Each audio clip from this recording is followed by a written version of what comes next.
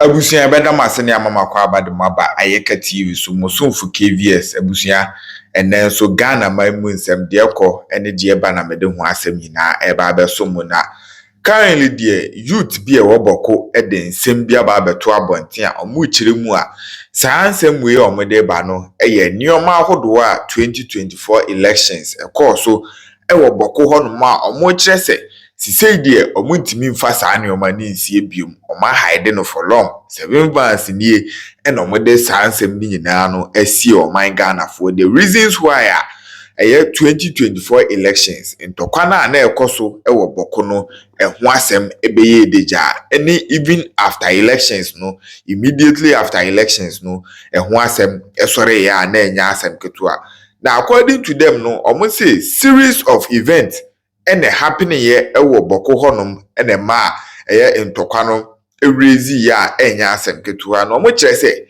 impenifo bi a edi amanyokuo bi anim eba omo nchen ebe share omo bo na enam saa bo she na impenifo no ba ho ebe share omo nti omo nso take actions bebra sisie ya omo kase die omo regret saa actions ahodo a omo take ye as at the time a impenifo no eba honum ebe share omo bo no mu kire mu a 2024 elections ne de omo blockade NPP amanyokuo no emu leaders any activities bi ebekoso ewo boko hono ma na in the name of NPP bia no omo blockade no the reasons why omo blockade sa event ni nyina no omo de ni nyina ho asem aba betudwa na omo ekese top NDC guru bi eba omo nchen eni omo bedi edi nsawoso bi anaso oni omo beye edi ubi na saa diu na oni omo beye ye no ni nyina aka ho bi ene ma entokwa no e ma ne honom ne so a na enya asem ketua na according to amanfo bebere no mu kire mu a 2024 elections His Excellency John Dramani Mahama ebowura mu ekopie mu oboko a okwahye chese nipa tu na ekontokwa no okwahye emu baako bo se oba obeye bibi e de aboa omo ama omo a na ase tumi na omo pe no aba bedi omo nsa ho asem nyina no omo de ho asem nyina aba any even NDC amanyokuo no MP a woboko ennioma ahodo a Mahama yarega ennioma ahodo a oye ewo saa boko entokwa ni nyina no omo de ho asem aba betudwa abusia wonya subscribe ya no abomode ano subscribe na afi nso ache wadwen comment section ho yemborem de nkotie insema ahodo a ekoso ho nyina traditional area. And the press conference dated 15 July 2025. Ladies and gentlemen of the press, we begin by expressing our profound gratitude to Almighty God for preserving our lives in these perilous times. We also thank you, the men and women of the media, for promptly responding to our urgent call in this critical moment of betrayal, bloodshed, and impunity. We, the undersigned National Democratic Congress constituency executives from the 6 constituencies within the Kosa traditional areas, Denduri, Bawku Central, Tusiga, Garu, Tempani, and Zabila, stand before you today, deeply alarmed and outraged by the deteriorating security situation in Bawku and the total failure of this government to protect the lives, dignity, and rights of the very people who gave them power. On July 13, 2025, the people of Kusab woke up to what can only be described as a state-sponsored assault, not only on civilians, but on the very soul and authority of our traditional leadership. In an appalling and indefensible act, the military desecrated the image of our revered overlord, His Royal Majesty Zuran Bokunaba, by setting ablaze his statue, an act so vile and provocative it amounts to declaration of war on the people of Kusab. The justification for this barbarity, a reported attack by unknown persons on Mampusi bases and the military escort. While we do not condone violence in any form, no civilized or lawful state responds by massacring innocent women and children, invading schools, brutalizing students, and injuring 2 of them. This is not law enforcement. This is state terrorism, and it will not be accepted under any circumstances. Let it be known, the Kosak people have reached their limit. During the 7th December 2024 election, While the rest of Ghana voted for hope and progress, the Kusa people voted not just for development, but for survival, placing their trust in the NDC and His Excellency John Dramani Mahama, believing his administration would deliver justice and peace through the rule of law. That trust is now dangerously eroded. The government, instead of taking bold and lawful action to resolve the chieftaincy conflict, has outsourced responsibility to the Asantehene. The perpetrators of violence walk free, a worsening crisis, deepening mistrust and a growing perception that the government has chosen political expediency over justice. As the frontline leaders and campaigners of the NDC in Kosovo, our lives are under serious threat, not just from the crossfire of violence, but from the growing anger of our own people, who now see us as enablers of a system that has betrayed them completely. We refuse to continue risking our lives and integrity in the name of a government that appears to have no respect for our people, our leaders, or the promises we made on its behalf. Anytime NDC is in government, Bawku is at peace.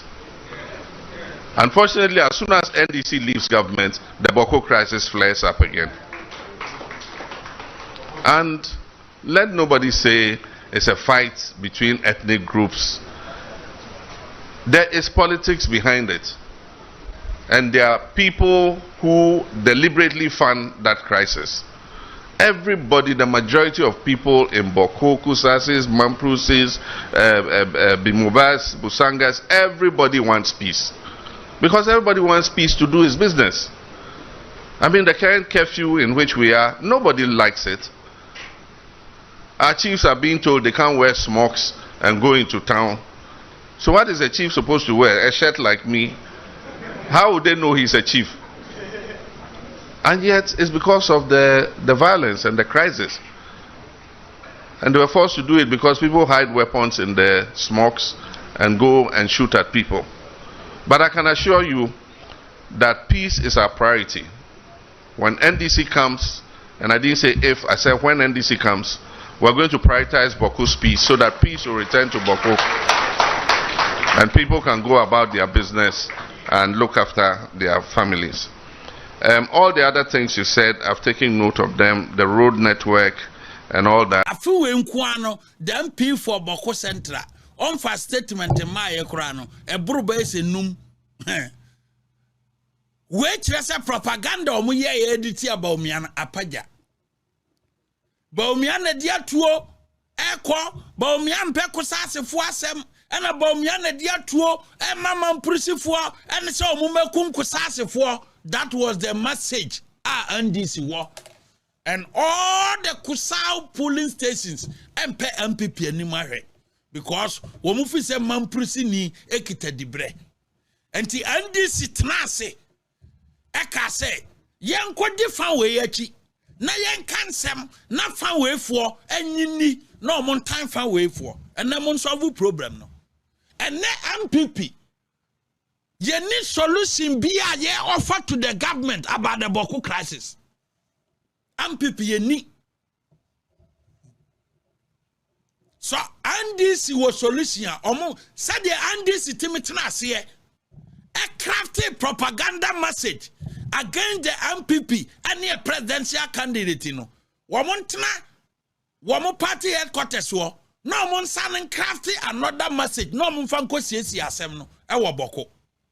Because Kramayani yet ye and NDC Timika say Bawumia mamprusi ninti Kwesase ne mamprusi ntokwa eye Bawumia na supply guns basintele ya koko kambi basintele okoko kambi se Bawumia oya vice president no onu na da police councilor no omu na dia tuo ekọ Bawku se yenkunkun kusasefo just to incite the Kusasi against Dr. Alhaji Mahmoud Bawumia. Ama all the Kusau polling stations, all the Kusau constituencies, MPP anima yeden. Ahe. And then yakwa to abawi. Bawumia ni power, no a control police biem. Bawumia ni power, na tuono wadi akobiem. Eti ne mona mowa power. Interior Minister Yamudia, IGP Yamudia, IGP kwa hodie na siye tete ye onu kwa ye die na siye etu anka ne ka tete ye onu kwa Bawku etu aka ne ka ye pia ne hye ka mu oba ye wante se waka Bawku asem bi okoye enam say only experience nti amunya ntokwa no ne ye fa police ya ye be fa mu inexperienced police officer ana beka sa asem no se ntokwa si na police panyini enko ka bibi nkyire omo a amunya din na momra ne emfa mu police inexperienced police officer and a security officer bia ye betoma ne say onko maintain peace and order no onka sa asem no nkofo ne di tuo kondada wo ba be ka trom say wo be treni fa bi anti no say eno no do ofo madwuma de a eno no na be tere say o monko police na wo de ne konye tuo na akokere ne to inexperienced police officer and be kasa and inexperienced security officer and be kasa asem and that is a fact and now Bawku dead boko Bawku dead boko a jadam a hot daddy kakaya President Mahama also on carry kaka ayeno also on carry and about me and a wabaimu about me and a fuwali ntokwana ekoso no and ne Ghana fo nyina propaganda mo ye said de ekoso Bawku no mo katre Ghana fo say Baumia ba asundwe ma no monhwe de ekoso mamprisini bo ayiko sasefo ene baumia tiba bi odwene ne ho baumia ni aban mu monsema mokokan ene di moti ene people are dying e wo kusase land ho baumia ne koye no kura bedadi ene kusase fo no yahu mu sai santokwa no kura na ekoso na mode to MPP fo mu no mode to MPP fo so no MPP ye clean and MPP the new patriotic party and a presidential candidate we have been vindicated so far as the Bawku crisis no are concerned one this monuma guase Mobile within this period. Tension within the Bawku. A nipa war within this period. Our Bawku. A 10 years here over the years. And President Mahama, your own words say, Tambia and this Bawa Baimuno, there is peace in Bawku. Adena never wa Baimuna peace in your. President Don Daman Mahama and for so nya kaka na unya kaka bia at beto won siso a Bawku wuntimi kan ho asem no me de prior betu ama wakasa me de prior betu ama wakasa so nya se me mfa kutaye entwetwe wo semma se be ya kaka no be free ho na watima ka Bawku crisis no asem I will do that for you because me wo kutaye ye di yi kaka e free ho. And my kaka says the Bawku crisis in the kaka yo dabi. You people accuse Baumia of supplying guns and the Baumia nearby mu. Say ne Baumia opposition. Na say mobile linking to Bawku crisis in the dia. And Mr. President Mahama, we are incompetent. We are super incompetent because Baumia nearby mu. And mobile link Baumia to the Bawku crisis in the dia. Not just say wow what is one. We are super incompetent. Monuma guase. Propaganda na backfire. And nejano munko dumno.